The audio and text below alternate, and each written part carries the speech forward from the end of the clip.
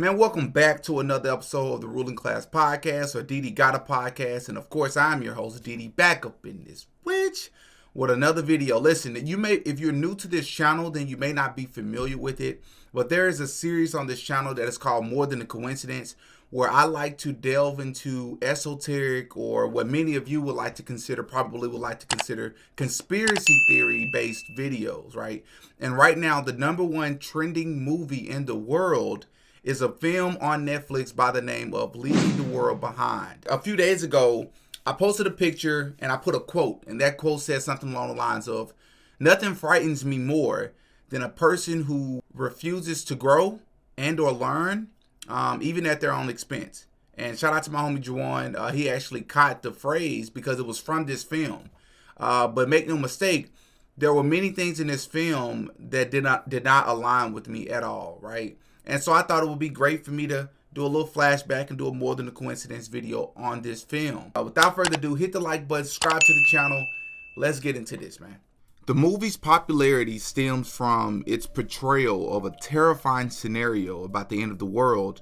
While numerous films, delve into apocalyptic scenarios, the unique twist in this movie makes the potential outcome seem even more realistic.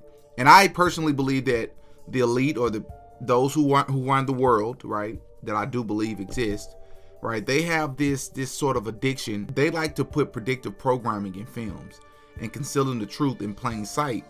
And in this film in particular, that's what caught my attention, So the film depicts the end of the world, or the end of the old order of life, based on a book.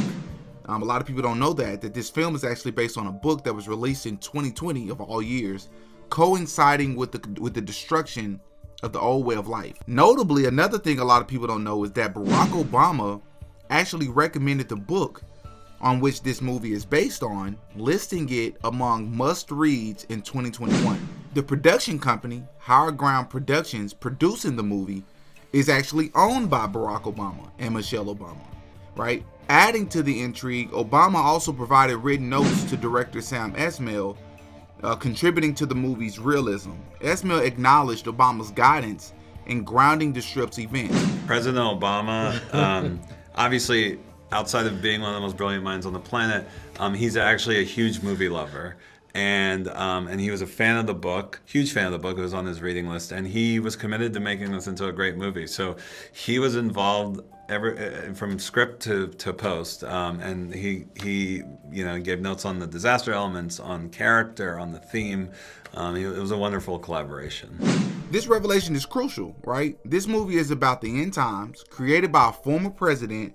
It's kind of crazy when you think about it, We know, or I would like to think that a lot of us know, that all presidents are related, or at least majority of them are related, and all of them are Freemasons. And we also know that Freemasons have plans for a new Masonic world order, In order to establish a new order, the old order must be destroyed. This is exactly what is presented in this movie, The old order of life is being destroyed to make way for a new one.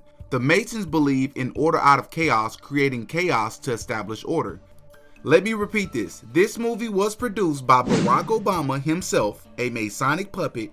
The movie was analyzed and corrected by Barack Obama to make it more accurate. Knowing this, we should all expect to see many occult symbols and references throughout this movie. So let's go. But before we even speak any further about the film itself, I think we should take a look at the film cover, So if you take a look at the film cover here, right above the movie title itself, you see the actors and the actresses' names here, You see it? Well, if you take a very close look, you can see that they very closely aligned and strategically placed these actors and actresses' names in a way where something here can be spelled out. What is this? This is Baal, This is a pagan deity that was worshipped by the Canaanites, that many of us, myself and many other people personally believe that many of these Hollywood actors and actresses and producers, etc., we believe that they all worship as well, by way of many things that they have done, clothes that they wear, that we'll talk about in this film, So I don't believe that's a coincidence, especially after the incident last year with Balenciaga and the backlash that they received after featuring children in the clothing ads. Do y'all remember that? Well, one of those ads, if you remember, quote unquote, accidentally misspelled Balenciaga by placing an extra A at the very beginning of the word, it just so happened to spell, yep, you guessed it, Baal, right there. The film continues the theme of an unfolding apocalyptic event and symbols revolving around a family of 4 from New York City vacationing in a luxury home on Long Island through an Airbnb. Strange events unfold while the family is on vacation, such as a massive cargo ship crashing into the beach they were visiting. As the family began to experience one by one strange things happening at this house, they have some unexpected guests arrive, which is this guy by the name of George and his daughter, who just so happen to be the owners of the rented home, right? George and his daughter are actually looking for a place to stay because of some complications that happened at the place that they were at, along with the fact that they were also witnessing strange activities in the city. Despite the wife's reluctance, right, portrayed by Julia Roberts, she didn't want them to stay there. But the husband actually allows them to stay by trusting them and saying that they can figure everything out by the next day. And the situation becomes increasingly more weird and peculiar, right? Amid these events, internet and TV signal starts failing, leaving the family in the dark. Soon the family discovers the country is under cyber attacks from opposing countries, resulting in the movie's unfolding events. The movie concludes with Rose, the daughter, discovering a doomsday bunker in the neighbor's basement, ending on a cliffhanger. The movie intentionally lacks a definitive ending, leaving viewers, puzzled and confused, which, as I said, it was intentional, right? This was by design, and I'm going to tell you why. The director, Sam, believed he had exaggerated the events in the movie to the point where they had deviated too far from what might actually happen in real life.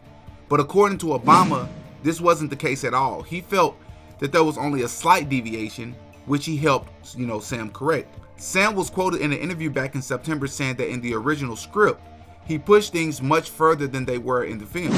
President Obama, with his experience, grounded him a bit on how things might unfold in reality. Sam emphasized that he was writing fiction, but he aimed to keep it as true to life as possible, exaggerating and dramatizing. To hear an ex-president say you're off by a few details, I thought I was off by a lot. The fact that he said that scared me. The director essentially confessed that the former president himself told him that Navy cyber attacks could unfold in real life, implying that something like this could happen or will happen in the future. What's even more suspicious to me is that if you've been following the news in the last few days, you'll know that we're under cyber attacks, literally. Just recently, as of December 12th, which is just a few days ago, the news reported that China may have found a way to hack into America's critical infrastructure. According to many news reports, Chinese hackers have been accused of trying to hack into the Texas power grid over the past summer, as well as the water utility in Hawaii, a port on the West Coast, and some oil and gas pipelines. The timing of these reports seems rather strange in my opinion. It's just a coincidence that this movie was released alongside these reports of real cyber attacks. We can find another occult reference at the beginning of the movie when the husband, played by Ethan Hawke, is shown waking up in a room. We can clearly spot 666 hidden in the scene. If we look closely, we can see a 6 on the coffee mug, a 6 on the clock, and a 6 on the alarm clock. Subtle, but clearly visible. The next Masonic reference we see is when the family arrives at the home. We can briefly see a painting with eyes all over it, in my opinion, a reference to the Masonic all-seeing eye. The eyes are also blue, just like the Blue Lodge in Masonry. Another scene with obvious Masonic references is the one most of you probably saw where Mahershala Ali tells Julia Roberts that one of his clients told him about a secret meeting that takes place every year during the winter solstice, hosted by the evil cabal that runs the world. One of my clients invited me and my wife to a private event. My client, I won't say his name, but you'd recognize it though. Is he a celebrity? I don't know, nothing like that. But in the business world, he's one of the biggest out there. So he takes me to a study. Eventually he starts in how much he likes me and how he wishes he could invite me on this trip he's about to go on. What kind of, where's he going? That's exactly what I asked. Then he turns to me, a serious face, and he says, just my annual meeting with the rest of the evil cabal that runs the world. My friend calls me up.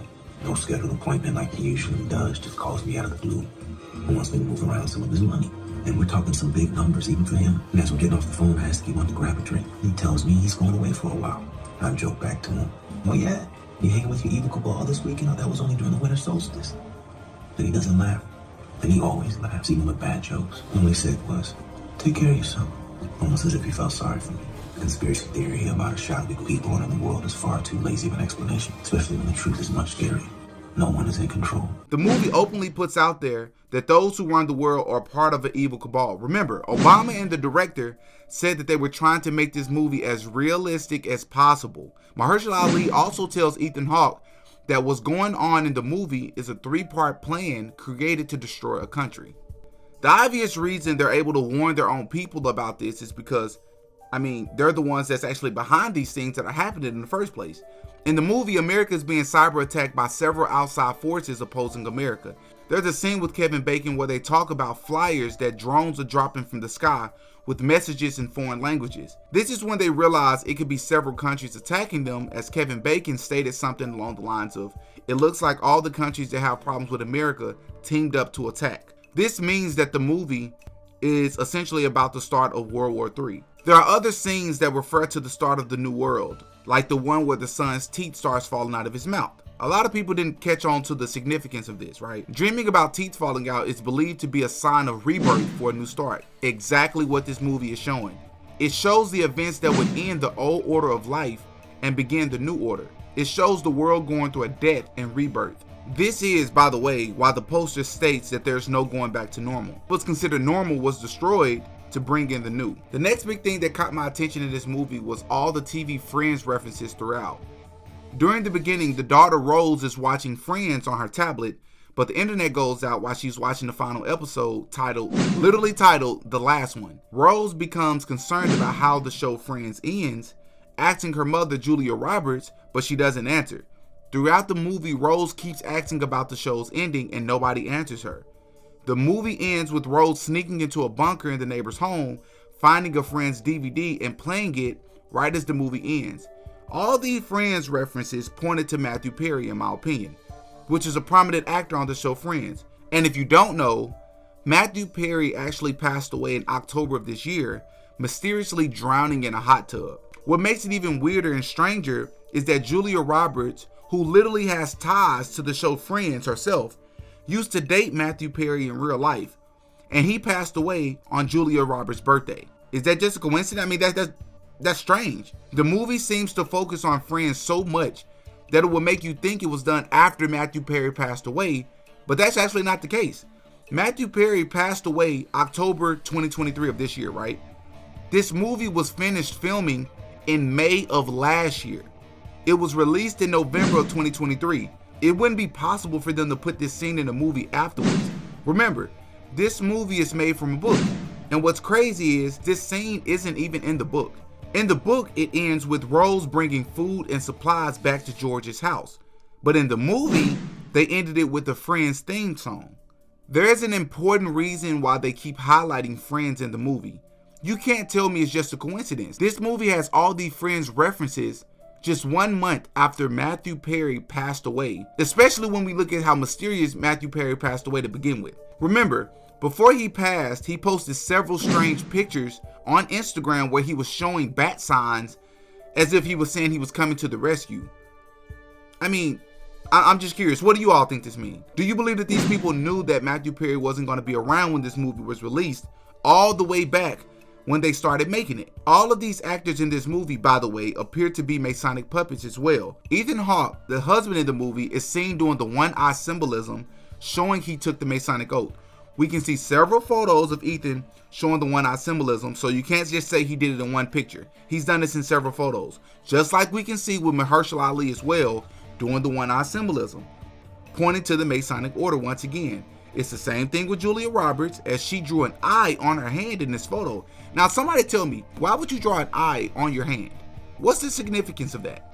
Also in this photo, she is wearing a jacket with a serpent on it leading to the Masonic all-seeing eye. Once again, pointing to the Masonic order. I've asked this before, I'm going to ask it again. Why do all these celebrities take photos like this? Why do all these celebrities wear clothing like this? Can anyone give me a legit answer? Even more interesting when it comes to Julia Roberts is what happened to her half-sister back in 2014. Hollywood actors and actresses always seem to go out in the same way. Everything in this movie points to this change, from the quote-unquote white lion on the ship, the teeth falling out of the brother's mouth, to his shirt saying the words obey, which points to a totalitarian future they want to enable, right, all the way down to the symbolism. This movie was full of these obvious references And being backed by Obama himself makes this even more convincing in my opinion. A few days ago, I had a little small argument with a coworker because we started talking about musicians. And long story short, I told her that, yeah, I don't follow a lot of them because you have to do evil things to make it to the top of the music industry. And she was actually offended by the statement. Don't know why she was offended, caught me off guard. She said that she's not one of those people to believe in something or to say something that so definitively without being able to 100 or 1000% prove that these things are true, which makes no sense because a lot of us, including her, lives life without being 100% sure about a lot of things, such as God, right?